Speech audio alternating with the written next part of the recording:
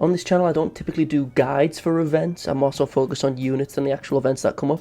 However, with this formidable battle event, with, you know, Geto, as you can probably see on the screen, it's introduced a couple of changes, and this event is just kind of really funny, so I want to kind of go through it really quickly. It's the first SP battle that has this, it's an EX formidable battle. On JP, apparently it started first with Red Toji when Red Megumi came out, but since we've skipped him, the first EX battle is with this Geto for the JJK 0 event. Why is he giving me the eyebrows for? So the way this formidable battle works is slightly different, and overall it's significantly easier, but I'll get into that shortly. As you can see here, the way you choose debuffs is significantly different. You pick between one set of debuffs, right? As you can see here. Do you want them to get more ult gauge when they're low on health, or do you want them to get more like HP back every turn when they're low on health? Do you want them to be resistant to physical, or do you want to be resistant to Jujutsu, or do you want them a little bit of resistance to both? Ideally, I'd select one or the other. For this one specifically, I'd choose them to be resistant to physical, because the main two units you're going to use for this event is either going to be, spoiler alert, Yuta, because he was literally made for this event, or Sukuna. Quick note, when a formidable event comes out, usually the unit that comes out around that time is kind of made for the event, or at least the formidable battle is used to kind of advertise the unit. Now, Yuta is the most obvious and blatant version of this, because Yuta is literally made to beat this Geto. Yes, he's like a fantastic DPS against like any blue unit, but against this Geto specifically, the new blue Yuta is made for him. And since I just pulled him, may as well make a video about pretty much his event. It doesn't matter if Geto's on the front cover, this is a Yuta event, okay? The first time you go through this, you'll pick from the first 6 set of debuffs for yourself. Then you have to beat it, which is only classed as a C rank. As you can see, I got up to level 30, which is not, well, a double S, which is not hard to do with this event because it's significantly easy. But you have to start off at C, and that's the highest you can get at the start. And then you go to EX, and then you can do whatever debuffs you want. They look like a lot on the surface, but trust me, this event is not a big deal. As long as you have Yuta or Sukuna and you can kind of build your team around them, you should be fine. Since this is a formidable battle event and a lot of the debuffs kind of say, as you can see, like you will debuff non-blue type units, so it is, you know, highly suggested that you do have a full blue team. That's what I would suggest, because it makes the event, well, 10 times easier. So this is the team I was using. If we just switch this dude out for the GOAT, the real one, the new OG on the squad, this new Yuta, and I'm running him with his own memory. Am I actually, where the fuck? Ah, there it is. Now, I run this memory with him because just like a lot of other memories, they're kind of, the memory is made for this dude. It's disgusting on this Yuta because he buffs himself a lot with crits, and his whole kit is based around hitting more crits and doing more damage over and over and over again, and it buffs specifically blue type units, and it gives them cast energy. So it's perfect for this Yuta. Now, we're going to quickly go through this event and show you how easy it is with a team like this. You could swap out a couple of these. Like, as I said, you can swap out Yuta for Sukuna. You could also swap them out for Kamo. Kamo is pretty reliable here. He is a really strong DPS. Obviously, SP him first. Kamo is not a bad shout here either. I went through a couple different runs off, like, after this recording and before it. Well, I will, you know what I'm saying. Basically, there are multiple different blue DPSs you could use here. As long as you have a blue stat buffer with Momo, I think she's the only, like, real decent blue stat buffer, unless I'm forgetting someone. So you kind of do need her, because as I said, you just want to mainly focus on blue type units with this stuff. You can go down the beaten path of using Domain Gojo instead with like red Inumaki. Depending on how you debuff yourself, that might not work. It's very case by case with that. But anyway, I'll just show you how easy and simple this event can be done. I've already maxed it out, so obviously not going to get anything from it, but I'm just going to show you, right? So there is a trick to beating this event, and do you want me to tell you it? Close your eyes, right? 2 seconds, right? 2 seconds.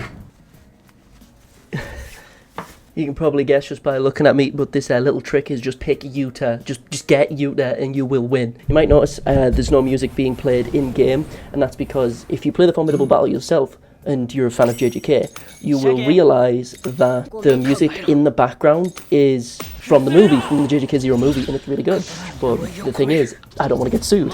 So every time you hit Geto in this event, he says Subarashi so many times, he's like Goku Black, it's not even funny. So here's the thing that makes this event built for Yuta. Like, literally, his stats, his buffs for his skill 3 change depending on whether or not it is a formidable foe, so like a boss pretty much, or a formidable battle event, right? So you will do more break damage if it is a boss pretty much, right? Which is the whole gimmick of this Geto. I haven't explained it beforehand, so I'll explain it now. So the main gimmick of this Geto is that a lot of people might struggle because they don't realize this Geto's gimmick, and they might just assume that he's mega busted and not really know why they're not beating him. And it's really simple. His main gimmick is you just have to break his, you have to put him into break status once. Once you beat his break state gauge once, he takes significantly more damage. The buff that he gets, this total cut of 75%, disappears, as you can see here. You just need to break him once, and then he rips like paper. He's fodder, right? You just need to break him once.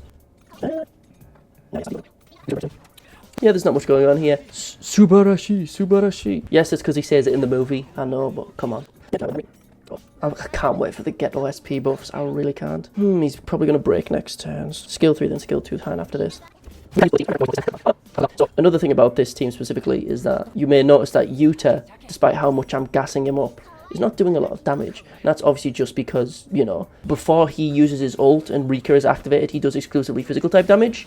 But obviously once you launch Rika, all Jujutsu damage. And as you can see now he's in break, so he's going to take 10 times more damage. But since we got Geto as a main debuffer, who's doing an absolute, Geto's the GOAT, I'm going to be real. I absolutely love my glorious king in this game. The ironic thing is this event is focused around Yuta beating Geto. But unironically, Geto is one of the best partners for this Yuta. It's disgusting. Yeah. Use the recollection skill, so we get a ridiculous damage buff, plus cursed energy, plus increased crit rate from the start of battle. 3.5, not terrible. Now watch this damage. Watch this drive. Now watch this drive. 3.6, 3.7. Crit at the end, 13 mil? Writing 14 mil. Plus the bonus, probably about 16. Oh wait, plus the 3 from... Nearly 20! Like, this is like a suboptimal build. Like, this isn't like the ideal team to have with him. Obviously, you want to use a skill too, because it lasts for a very long time and it doesn't stack, so you want to kind of just get it out the way when you've already transformed with Rika. Yeah. You kind of also at the same time, the main reason I want Momo on this team is because she gives you a little bit of leeway. A lot of people underrate Momo in my opinion, but the fact that she guarantees a reduce in ult charge to the enemy is ridiculous to me. Like, I'm not worried here. Yes, I'm missing out on damage from the debuff, but I get an extra turn to just try and break Geto. Like, look, he can't ult, and then boom, extra damage. Look at that, filthy. That's fine. And, ooh, I don't have enough cursed energy, do I? Ooh. Usually I'd use collapse, but I don't have it here. Oh, no. Oh, is that this? No, even if most of the characters die, it doesn't even matter, to be honest. This is like 3 mil cash. Even if Momo or Inumaki dies here, I don't care. It's fine. I do like that unique gimmick for this. One of the debuffs you can provide for yourself is when you get hit with Max Uzumaki, you can make it so that the memories have increased cooldowns, and I like that. That's a fun gimmick. I really think that's quite interesting. Oh yeah, he's breaking very soon.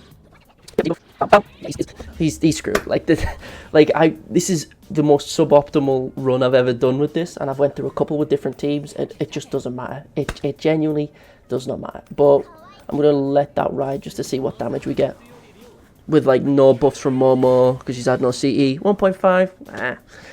It still makes 0 sense to me that the Yuta with like freshly unlocked Rika that isn't controlled versus the one at the end of the JJK movie who has True Love Beam. The True Love Beam version is weaker. Brother, how? But anyway, that's just, you know, a quick run to go through, just show you how simple and easy this can be, right?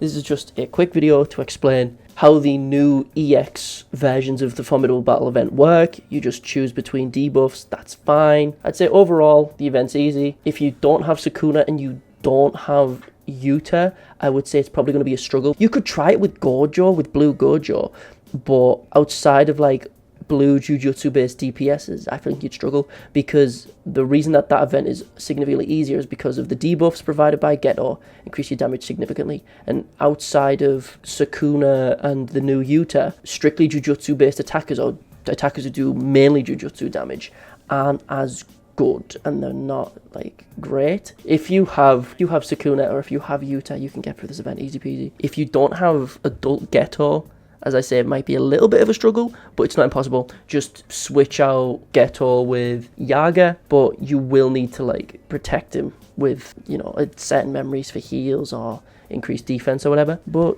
yeah, just have Yuta or just have Sukuna, and ideally Geto and Blue Inumaki. I know that's a tall order, but hey, I think it would technically be possible with physical types, but it would be significantly harder. But yeah, that's how it would be. And Toodles my doodles, so very soon in the next one.